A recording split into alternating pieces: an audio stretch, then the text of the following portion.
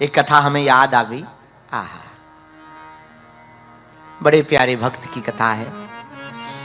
अयोध्या में एक व्यक्ति रहता था, उसका नाम था सुदर्शन। क्या नाम था?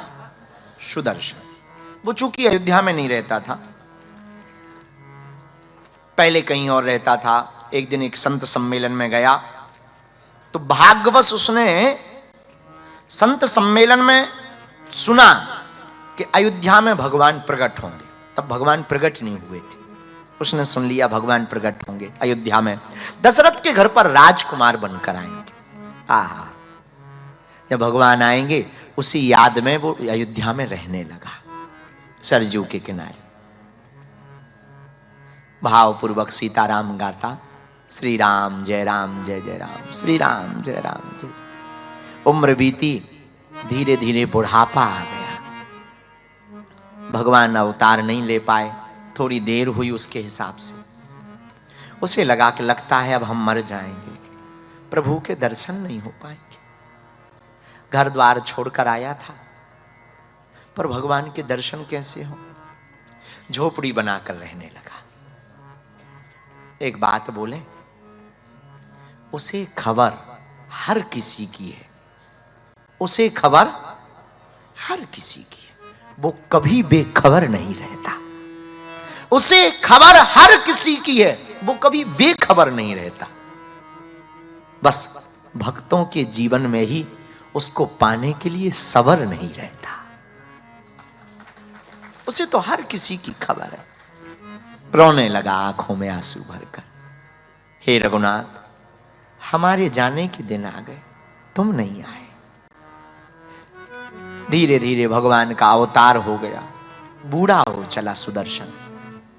आंखों से आंसू बहते चक्रवर्ती राजा दशरथ जी के यहां पर चौथे पन में प्रकट भय, लेकिन आज तक राम जी के दर्शन नहीं भय, क्योंकि बूढ़ा हो गया, दिखाई देना कम है, शरीर चल नहीं पाता, महल तक पहुंच नहीं पाया। उत्सव चलता रहा, ये झोपड़ी में बैठा बैठा रोता रहा।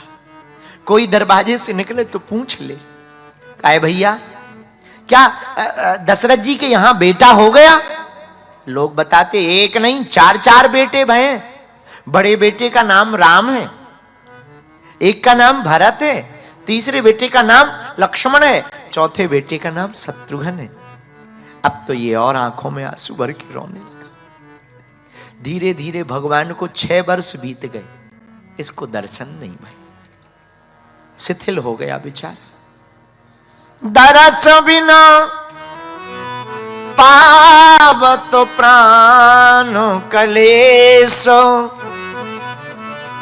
7 वर्ष के श्रवण सुने हैं, हो गए कुंवर अवधेश। 7 साल के भगवान हो गए, 7 वर्ष के, लेकिन इसको दर्शन नहीं भय। सोचने लगा कि अब हम मर ही जाएंगे तो अच्छा है, भगवान नहीं आएंगे। आंखों में आंसू भर के खूब रोता रहा। एक दिन भगवान ने लीला की, देखना भगवान कितने दयालु हैं। भरत भैया से बोले चलो खेल खेलते हैं। कौन सा खेल खेले?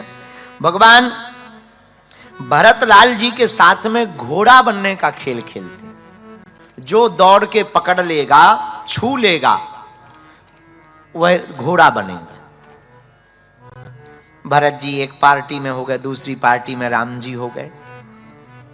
तो भरत जी को जिताने के लिए भगवान जानबूझ करके धीमे भागे। भरत जी जीत गए तो भरत जी बोले चलो घोड़ा बनो, हमको यहां से वहां तक ले जाओ। राम जी बोले हाँ बन रहे हम, और इतना कह के राम जी ने दौड़ लगाई, अब नहीं हम बनेंगे। भरत जी पीछे पीछे, राम जी आगे आगे, और धीरे धीरे ठाकुर जी वहीं सरजू के किनारे पहुंच गए जहां पर वो सुदर्शन भक्त कई वर्षों से इंतजार कर रहा था।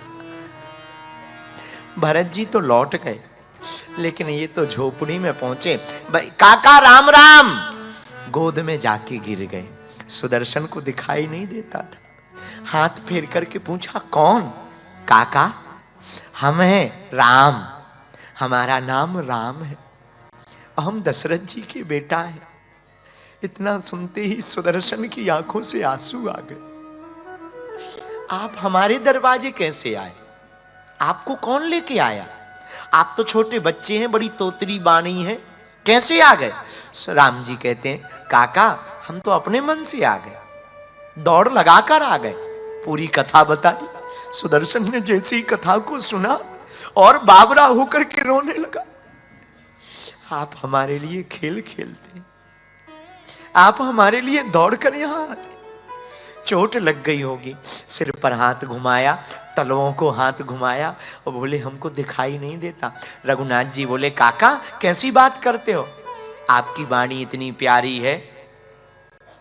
सुदर्शन बोला, प्रभु आपकी वाणी इतनी प्यारी है, आप कितने सुंदर नहीं होंगे, क्या हमको भी आपके दर्शन होंगे? रोने लगा फूट फूट के। भगवान ने कहा बिल्कुल। और हमारे रघुनाथ जी तो रघुनाथ जी दोनों हाथ जैसे ही रखे, आंखें खुल गई, दिखाई देने लगा। रघुनाथ जी को गले से लगा लिया, चरणों को पकड़ा। अब रघुनाथ जी की कृपा देखना, भगवान कितने दयालु हैं। रघुनाथ जी बोले, काका ऐसे ही काम नहीं चलेगा, अब तो तुम अपने कंधे पर बैठा कर हमको भवन तक छोड़कर आओ। हम बूढ़े हैं महाराज, चलते नहीं बनता है, शरीर हमारा ठीक नहीं है। भगवान बोले, चिंता मत करो, बैठाओ हमको। भगवान बैठ गए, नन्हे से तो थे ही 7 वर्ष के, तो जड़ी चटर पटर थे, बैठाओ हमको। बैठ गए, बालों को पकड़ लिया। आज सुदर्शन के भाग्य की सराहना इंद्र भी कर रहा। इंद्र ऊपर बैठा बैठा सोच रहा, हम इंद्र हैं, हमको दर्शन का भाग्य नहीं मिला, सुदर्शन का तो कहो जीवन कितना धन्य है। जो जगदीश अपने ऊपर पूरे विश्व को बैठाए हैं, उस जगदीश को ये सुदर्शन अपने सिर पर बैठाए, इसका भाग्य तो कहो। इंद्र भी भाग्य पर इतरा रहा सुदर्शन के, क्या भाग्य पाया। सुदर्शन राजमहल की तरफ गया, भगवान ऊपर बैठे सिर के बालों को पकड़े, कोई नमस्कार कर रहा, कोई माला दे रहा। भगवान अपने गले में माला डाल के सुदर्शन के गले में डाल दे। कोई मिठाई ला रहा, अरे राजकुमार आज घूमने निकले, रघुनाथ जी मिठाई लाए, और भगवान ऊपर बैठे ही बैठे सुदर्शन को खिला रहे, लो खाओ। सुदर्शन रोने लगा, प्रभु हम पर इतनी करुणा, कहां हमारे इतने भाग्य। भगवान बोले, चिंता मत करो। वहां शाम हो गई, राम जी को ढूंढने के लिए सैनिक निकल पड़े। भगवान दरवाजे पर पहुंचे तो दशरथ जी भागे भागे आए। अरे अरे कहां थे तुम, कहां भाग गए थे? दशरथ जी ने लेना चाहा, भगवान बोले नहीं, सुदर्शन काका हमको भीतर तक लेकर जाएंगे। अब तो और सुदर्शन भाग पर इतराने लगा। अंदर तक आए, कौशल्या मां आ गई, लाला ए रघुनाथ आओ, कहां भाग गए थे, इतनी शाम हो गई, आओ उतरो। रघुनाथ जी कहते हैं, मां हम तो रास्ता भूल गए थे, बताने वाले सुदर्शन काका है। आज तो नारद जी रो पड़े। नारद जी मन ही मन कहते, भाग्य तो देखो इसका, जो दुनिया को रास्ता दिखाते उस वृद्ध को गोविंद उसका मान बढ़ा रहे हैं, उस वृद्ध का मान।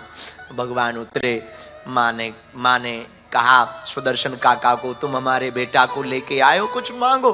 सुदर्शन काका ने कहा कुछ नहीं चाहिए। रघुनाथ जी बोले, माँ एक काम करो, देना ही है ना तो जितने दिन इनके जिंदगी के हैं ना, यहीं सामने इनको निवास दे दो,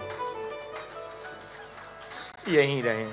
ओहो, सुदर्शन काका तो पागल हो गया और आंखों में आंसू भरकर दिन रात गाता, प्रभु आपकी जय हो, कृपा की ना होती जो आदत तुम्हारी, तो सुनी ही रहती अदालत तुम्हारी। ना हम होते मुजरिम, न तुम होते हाकिम, न घर घर में होती इबादत तुम्हारी, कृपा की ना होती जो आदत तुम्हारी, तो सुनी ही रहती अदालत तुम्हारी। भगवान बहुत कृपावान।